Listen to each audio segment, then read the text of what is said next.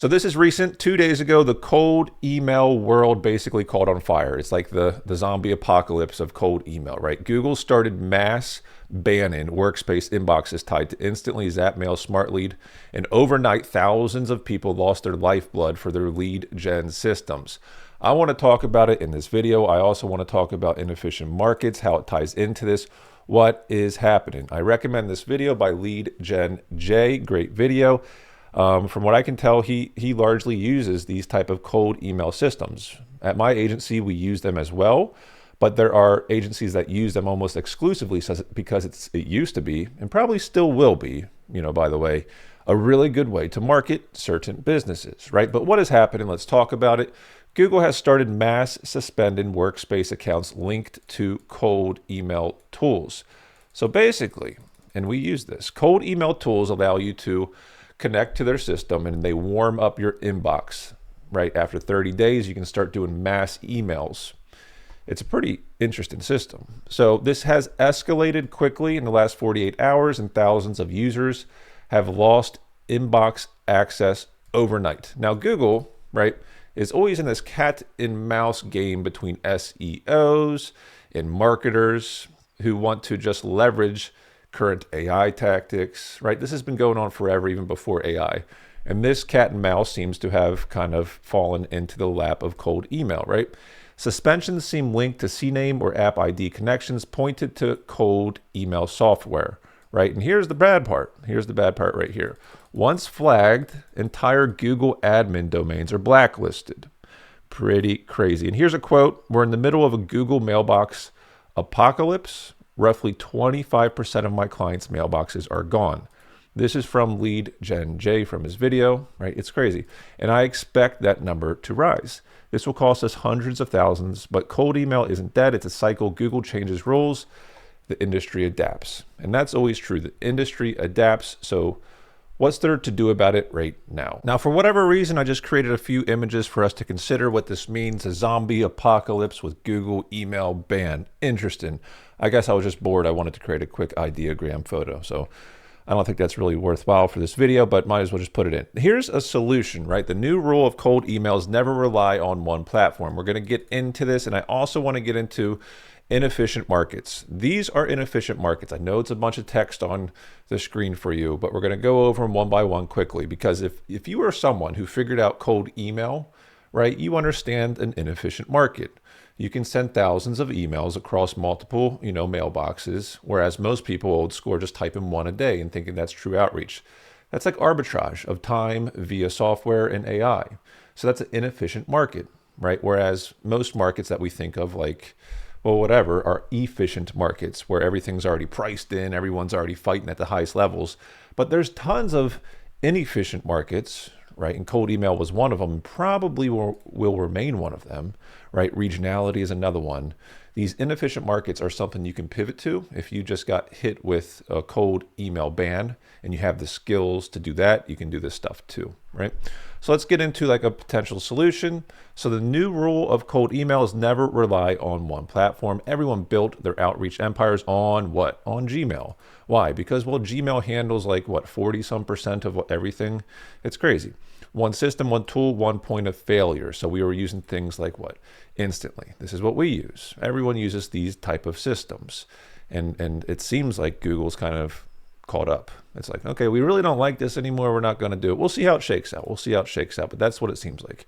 And Google, like usual, decided to play God. Why? Well, because Google wants control, and to their benefit, they want the best user experience, right, for their clients as possible. And this is just a way of them doing that.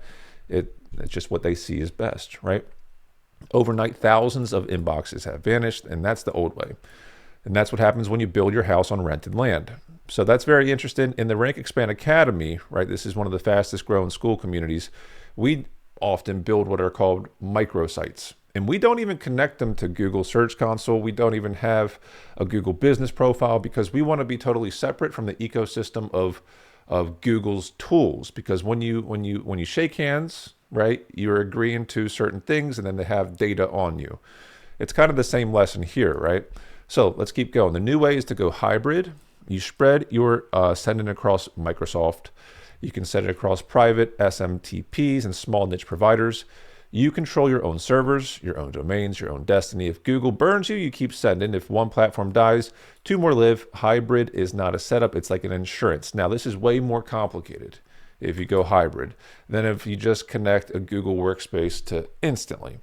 So I guarantee there's going to be people who are tech savvy who figure this out. And whoever figures it out quicker is going to win. But there's going to be people who are going to say, well, that's just too much work, not enough juice for the squeeze. It's just not worth me doing. So for those people, what do you do? And the answer is to attack a inefficient market. I really like this. Someone brought up this term in the Rank Expand Academy, and I was like, I haven't thought of that term in a long time, but that's exactly what we do to make money online.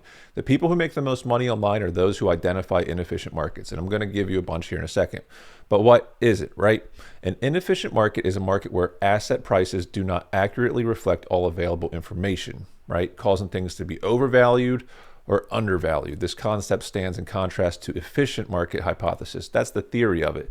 But basically, if people are spending $1,000 or $10,000, right, to do cold email or just regular email, whereas I can do it for $10, that's very inefficient, right, for them. Very efficient for me. There's like a huge disparity. There's arbitrage that I get to do. I can act as if I'm 100 people. Right? And there's other things we can do this with. There's other inefficient markets. So let's talk about it. So here's my fancy Google sheet. Let's scroll down. Inefficient markets. Number one, cold email still will work for those who figure it out. If Google holds the ban hammer down, well, it could be pretty dicey here. It could be pretty darn dicey, right? So what else is there to do? Regionality. So if you build a website regionally, it's very, very inefficient. So let's just think if you built a law website in Dallas, Texas. That's going to be very high competition. But what if you built a small engine repair website in Dallas, Texas? What do you think your competition is going to be, right? If you can utilize AI, if you can utilize proper SEO at scale, it's totally inefficient. And you can rank way easier than everyone else. And that's what microsites are. We build $10 websites that outrank tons of websites that cost way more money. And we don't even build one website, we build 50 websites. It's like an unfair competition, and I like that because I want the edge, right? It used to be, here's another one, long tail keywords. Do you remember that? So I'm just bringing this one up because that's old school SEO. Long tail keywords used to be a humongous opportunity, right? Cold email is kind of getting slapped right now. Long tail stuff has gotten slapped too. Why? Well, we looked at it a second ago. We're kind of accustomed to it now. AI overviews. So if you had a long-term keyword website, often called a niche website, you would target weird long-tail keywords. It still works for certain niches, but the Google AI overview has kind of taken that over right now. And before we move on, I want to officially invite you to the Rank Expand Academy. This is where it's at. So I own an agency called Rank Expand. We help clients make money, right? It's an SEO and AI agency. Everything we do over here, we're going to teach you in the academy. That's the goal. We're going to instill you with our knowledge. For instance, come over to the Scale in Microsites module. You have 3 hours of content step by step so you can roll out your first microsite that costs like $10 to build. And then you can build 50 of them like we did, right? We've gotten $1 million leads off of exactly doing that right there. So join the academy. This is where we pivot when Google slaps a thing down like cold email. We figure out what is the next iteration and we keep moving. Now to roll through these other inefficient markets, we've already been over microsites. So emerging markets, right? There's other places. I think I could bold this and I could probably bold this one too. So instead of just .com websites, you could do like .sg for Singapore or .th for Thailand or whatever, .ae for Dubai or the Emirates. Language in emerging markets, huge opportunity. If you build a website on a .com domain, it's difficult compared to these other places. That's an inefficient market, right? Entity-rich, underserved stuff, that has to do with semantic branching. I don't think I'm going to talk about that in this video. We talked about it in the academy. LLM seeding, so people who figure out how to be ranked on ChatGPT. That's a big thing right now, right? Get on the LLMs. Expired domains post HCU, because most people, guess what? They got freaked out during the helpful content update with Google. So what happened about 2 years ago is Google, right? And I lost a website that was making like close to 10 grand a month. Google slapped down a bunch of websites during HCU, not too dissimilar from this cold email thing. But you pivot. And what happened is a lot of people got scared, and expired domains are out there affordably compared to what it used to be, and you can build up on those. Bloat versus thin. There's websites that are too bloated. You can thin them down, kind of back to the microsite idea. Freshness fatigue. There's websites that have old content. They could just refresh, right, with AI. UGC, so user-generated content on Reddit or on Facebook IG with Sora. Inelastic services. This has to do with, I like this one. So have you ever gone into Google and you typed in something? For me, I did this recently. I needed a dumpster rental. I needed to throw out a bunch of stuff. And I don't care. I don't care what the company's name is. I just want to see a couple Google reviews and that's it. I'm good. I'm going to buy the service. An inelastic service is kind of like that. It's commoditized in a way. If you can rank high on Google, you can get the business because someone's going to click and call and buy the service, right? Inelastic services. So coming full circle, we had the email apocalypse 2 days ago. How is it going to shake out?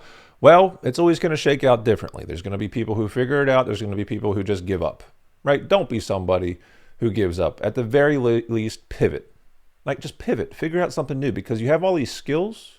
You built up these skill sets. You can pivot to any of those ideas I gave you, right? If you want to pivot, check it out. We do use that service, cold email. We have a module on that too, but everything in here is not hinged on that, right? Our whole system, what we do to make money online is not hinged on the cold email stuff. That was just kind of like icing on some of our cakes. And I say some of our cakes because we have different cakes. We have different modules. So you could watch whichever module you want. I'm going to click Classroom here if it ever loads. So we have chat with your keyword data. We have AI overview optimizations. We have 90 days to freedom using AI, outreach at scale. This is the one with cold email, right? Outreach at scale, how to dominate AI search, and the list goes on. So come join one of the fastest growing school communities. I'm in there every day. So thanks for watching, and I'll check you on the next one.